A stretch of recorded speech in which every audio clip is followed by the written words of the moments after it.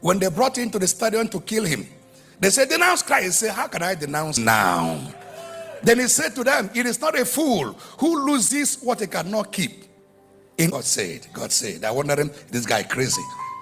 This guy came with a Limousine. The other one came with Pajero. The other one came with a Lexus 460. The other one came with a new car called Ferrari.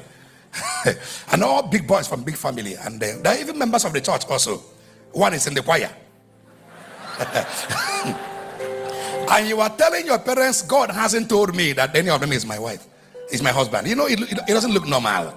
Are you following what I'm saying here? But because of dimension of understanding in God, that's why Paul will say in Hebrews chapter 11 verse 3, by faith we know, so even faith can know. Hallelujah. There is an eye of faith. It's a different kind of eye. It sees things differently. It doesn't see things from the eyes of the world. It's called the eye of faith. The result is when the word of faith produces in you the spirit of faith, the result becomes organic faith. That will begin to grow from dimension to dimension. Hello. Until you become what you'd never expected to become. Like, that's why when I see young men answering apostles, if your name is apostle, remove the apostle from your name now.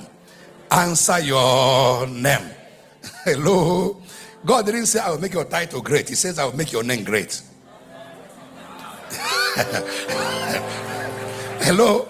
When you mention Arome or Sai, whether you add apostle or not, you are mentioning their name. Am I making a point? That's greatness. If you get to their village in Kogi State, 10 kilometers from the road, tell Okada, take me to Arome's house. You will go. In fact, one man called Arome has consumed the whole family name. So one man is now Osai. Others are no more known. Hallelujah. Are you following what I'm saying here at all? That's what it means to be great. Now, but you are trying to force greatness on yourself. So you answer apostle doctor. Remove that thing before you die fast. Before you die, remove it. No. It's actually a position. It's an office. People grow into it. Are you following what I'm saying? You grow into it. You don't wake up and say, God called me to be an apostle. Who told you that? The word apostle came from the Greek word apostole, which means a man selected, nurtured. We're together here. I have seen other young men doing these things. But of course, if you venture into the journey of faith, it is a progression that will go from one dimension to another. The issue of God, show me what I will become, is wonderful. But bother much on understanding God and becoming a Christian. Did you hear what I said? Bother much on knowing God and becoming a child of God. That should be your burden. Growing in faith. I like that what the young man just said a few moments ago. You see, that journey from Egypt to the promised land, the same journey is what God is following. The same pattern is what God is following to build Christians till today. Leaving Egypt is salvation. Crossing the Red Sea, sanctification. 4 days originally. Because a neighboring country, they will go back. He moved them towards Red Sea. So they can pass a Red Sea and see the wonders of God. And then having passed the Red Sea, coming back becomes difficult in case they meet war.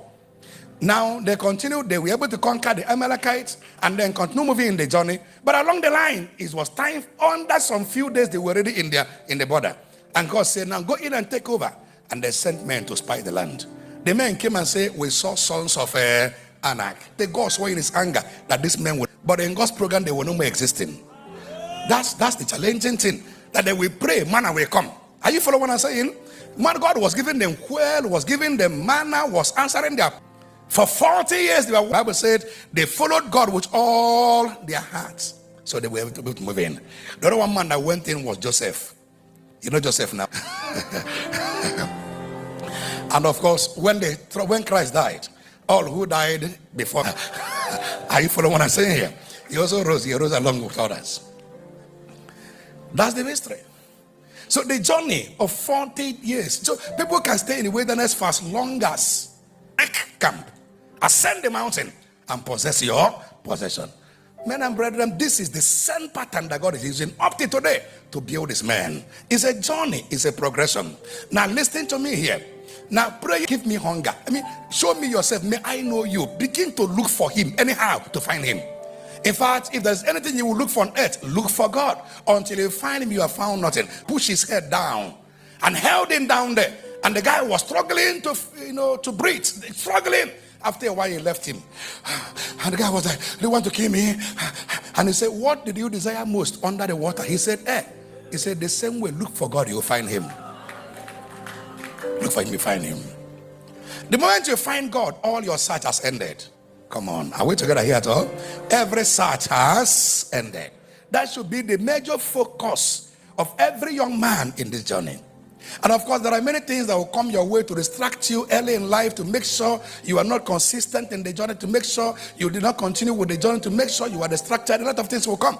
That's why Paul will say in Hebrews chapter 12, verse 1 to 3, he says, listen, as we have a great cloud of witness, he said, lay aside all weights and sins that does easily beset you.